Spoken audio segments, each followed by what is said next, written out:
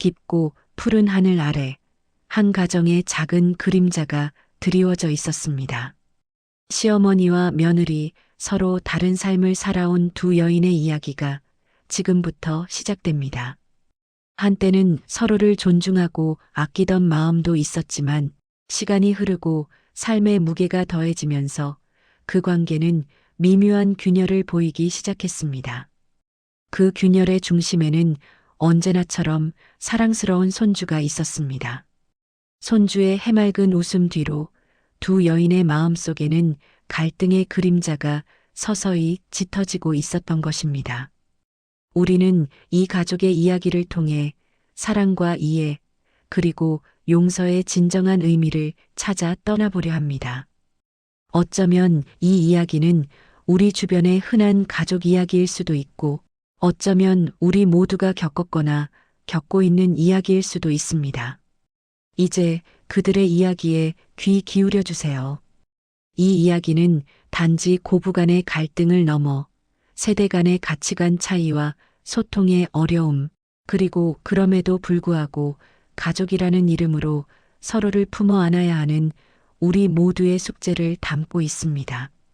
오랜 시간 서로 다른 환경에서 자라온 두 여인이 어떻게 서로를 이해하고 용서하며 진정한 가족의 의미를 찾아가는지 그 여정을 함께 지켜봐 주시길 바랍니다. 그 과정에서 우리는 가족이 주는 따뜻한 위로와 용기, 그리고 사랑의 힘을 다시 한번 깨닫게 될 것입니다. 아이고, 우리 예쁜 강아지. 할머니가 해주는 소시지 먹어야 튼튼해지지. 응? 이건 진짜 할머니의 특급 비법이야. 시어머니는 아침부터 분주하게 손주에게 소시지를 구워 먹이고 있었습니다. 프라이팬 위에서 지글거리는 소시지 특유의 고소한 냄새가 온 집안에 퍼져나갔고 그 냄새는 손주를 더욱 설레게 했습니다. 손주는 해맑게 웃으며 고사리 같은 작은 손으로 포크를 들고 소시지를 받아 먹었습니다. 그의 얼굴에는 행복감이 가득했습니다. 시어머니는 그런 손주를 보며 자신의 모든 것을 내어주는 듯한 뿌듯한 표정을 지었습니다. 그녀에게 손주란 삶의 가장 큰 기쁨이자 활력소였고 손주를 위해 무엇이든 해주고 싶은 마음이 간절했습니다. 어머니, 지금 애한테 소시지 먹이시는 거예요? 제가 몇 번이나 말씀드렸잖아요. 주방으로 들어서던 며느리 지혜 씨의 목소리에는 날카로움과 함께 격앙된 감정이 묻어 있었습니다. 그녀의 눈빛은 순간 얼음장처럼 차가워졌고 이마에는 미간을 찌푸린 주름이 깊게 새겨졌습니다. 지혜 씨는 늘 아이의 건강을 최우선으로 생각하며 자연식 위주의 건강한 식단으로 아이를 키우려 노력했습니다. 소시지 같은 가공식품은 아이의 건강에 좋지 않다는 확고한 신념을 가지고 있었고 되도록 아이에게 먹이지 않으려 애썼습니다. 하지만 그녀의 이러한 노력은 시어머니 앞에서는 번번이 무의미해지곤 했습니다. 마치 자신의 모든 육아, 철학이 무시당하는 기분이었습니다. 뭐가 문제냐? 내가 옛날부터 이렇게 우리 아들 다 키웠어. 어렸을 때 이거 안 먹고 자란 애가 어딨다고. 이것만큼 애들 좋아하는 것도 없어. 내 새끼 내가 먹이겠다는데 내가 뭔데 말이야? 시어머니는 며느리의 날카로운 반응에도 아랑곳하지 않고 오히려 더욱 당당하고 기세 좋게 맞섰습니다. 그녀의 오랜 세월 쌓아온 육아 경험과 방식에 대한 확고한 신념은 누구도 꺾을 수 없었습니다. 그녀의 말투에는 내가 너보다 육아 경험이 훨씬 많고 내가 키운 아들이 이만큼 잘 자랐으니 내 방식이 옳다는 강한 자부심과 함께 며느리가 자신의 권위에 도전하는 것에 대한 불쾌감이 배어 있었습니다. 그녀는 자신이 옳다고 믿는 일에 대해서는 한치의 양보도 없었습니다. 어머니, 소시지는 첨가물도 많고 나트륨도 높아서 아이들 건강에 정말 안 좋다고 의사 선생님도 여러 번 말씀하셨어요. 제가 그렇게 분명히 여러 차례 말씀드렸잖아요. 왜 제 말을 듣지 않으시는 거예요? 지혜 씨는 이제 거의 울먹이는 목소리로 조곤조곤 설명을 이어갔지만 그녀의 목소리에는 이미 참을 수 없는 답답함과 깊은 서운함, 그리고 좌절감이 가득 차 있었습니다. 몇 번이고 시어머니께 조심스럽고 정중하게 말씀드렸던 내용이었기에 매번 지켜지지 않는 상황이 그녀를 더욱 속상하게 만들었습니다. 마치 자신이 하는 말은 아무런 가치도 없다는 듯이 무시당하는 기분이 들었습니다. 세상에 안 좋은 게 한두 가지냐? 숨 쉬는 공기도 안 좋고, 물도 안 좋고, 다 안 좋다고 하면 뭘 먹고 살라는 거냐? 이렇게 잘 먹고 튼튼하게 자라면 그게 최고지.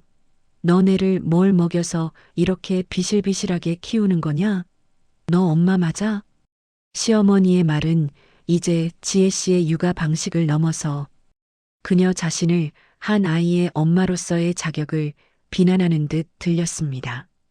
비실비실하게 키운다는 말에 지혜 씨의 마음은 억장이 무너져 내리는 듯 했습니다. 며느리로서의 도리, 그리고 한 아이의 엄마로서의 자존심이 한순간에 바닥으로 떨어지는 듯한 깊은 상처를 입는 순간이었습니다. 그녀의 심장은 쿵 하고 내려앉는 듯 했습니다. 어머니, 그게 무슨 말씀이세요? 저는 아이 건강을 위해서 밤낮으로 최선을 다하고 있어요. 제가 얼마나 노력하는지 아시면서 어떻게 그렇게 말씀하실 수가 있어요? 어머니는 제가 뭘 해도 마음에 안 드시는 거죠? 제가 그렇게 싫으세요? 결국 지혜 씨의 목소리는 한층 더 높아졌고 그녀의 눈가에는 금세 뜨거운 눈물이 그렁그렁 맺혔습니다. 오랜 시간 쌓여왔던 서운함과 억울함, 그리고 쌓여왔던 모멸감이 한꺼번에 폭발하는 순간이었습니다.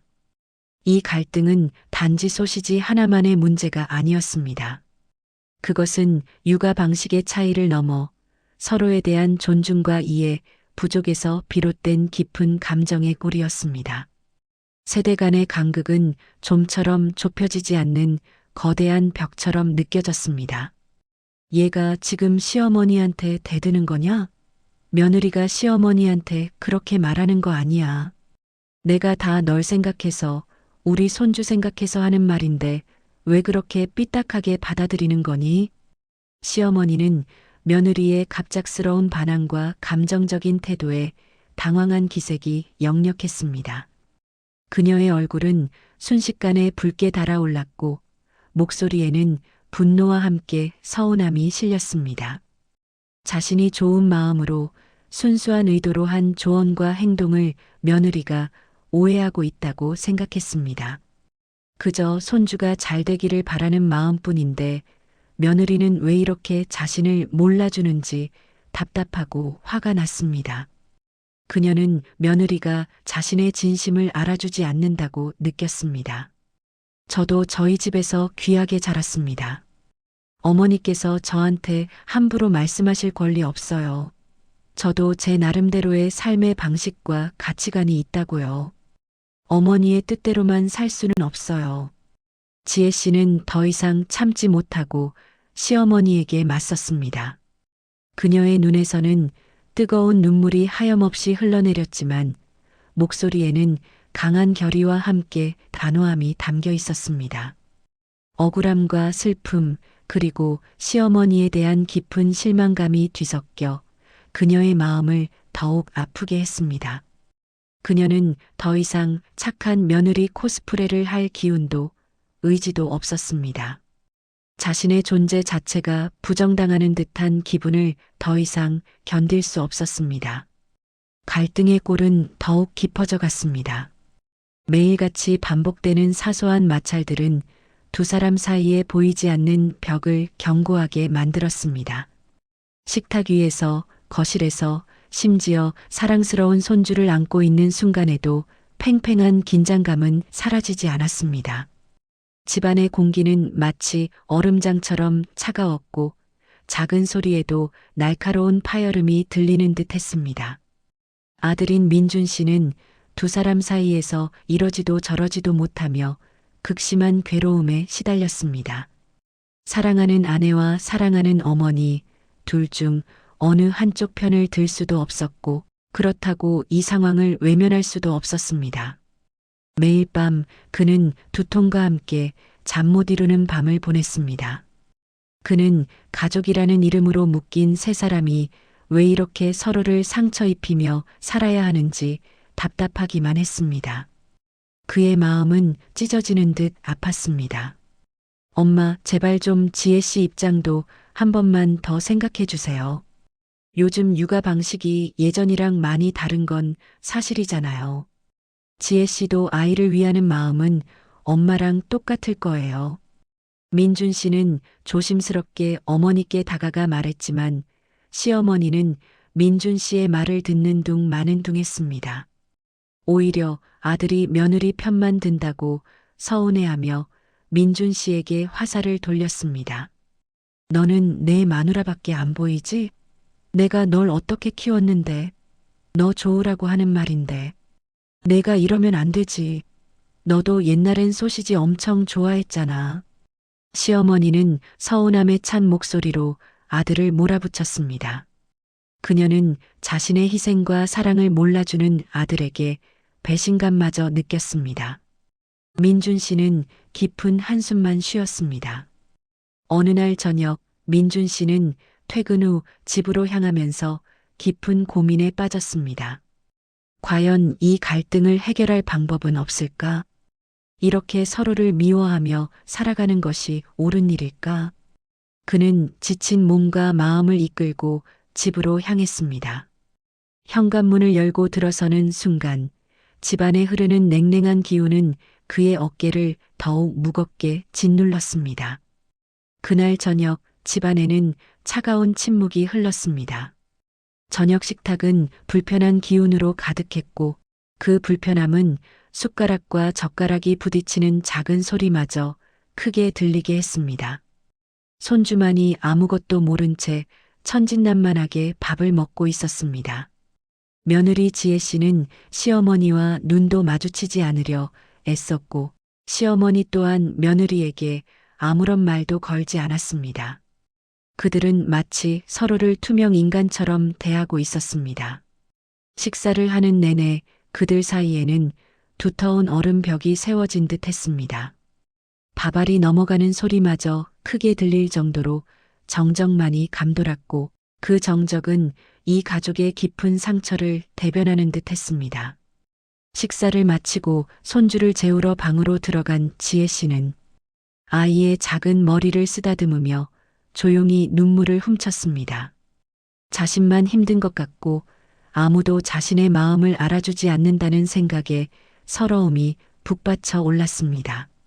그동안 억누르고 참아왔던 감정들이 폭발하는 순간이었습니다. 그녀의 가슴 속에는 알 수 없는 외로움과 고통이 가득했습니다. 자신이 진정으로 행복한 것인지, 이렇게 사는 것이 맞는 것인지 회의감이 들기도 했습니다. 베개는 그녀의 눈물로 축축하게 젖어들었습니다. 엄마 왜 울어? 손주가 작은 손으로 지혜 씨의 볼을 만지며 걱정스러운 눈으로 물었습니다. 아이의 맑고 순수한 눈을 보자 지혜 씨는 더욱 미안해졌습니다. 자신의 슬픈 감정 때문에 아이까지 불안하게 만드는 것 같아 마음이 아팠습니다. 아니야, 엄마 안 울어. 우리 아기 잘 자. 엄마는 괜찮아. 지혜 씨는 애써 미소 지으며 아이를 재웠지만 아이는 지혜 씨의 슬픈 감정을 고스란히 느꼈는지 좀처럼 잠 못 들고 뒤척였습니다.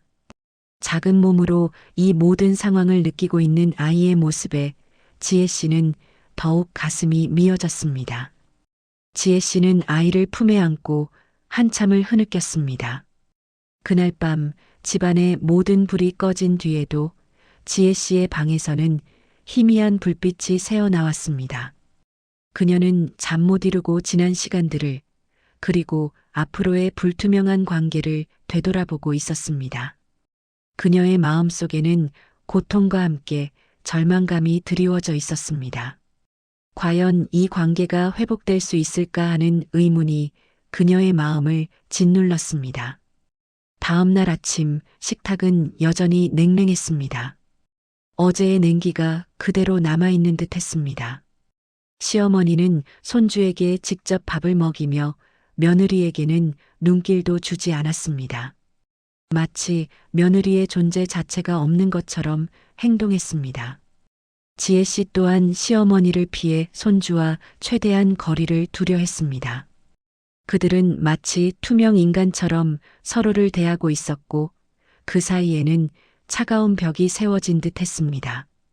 그들은 서로에게 아무런 말도 건네지 않았고 눈도 마주치지 않았습니다.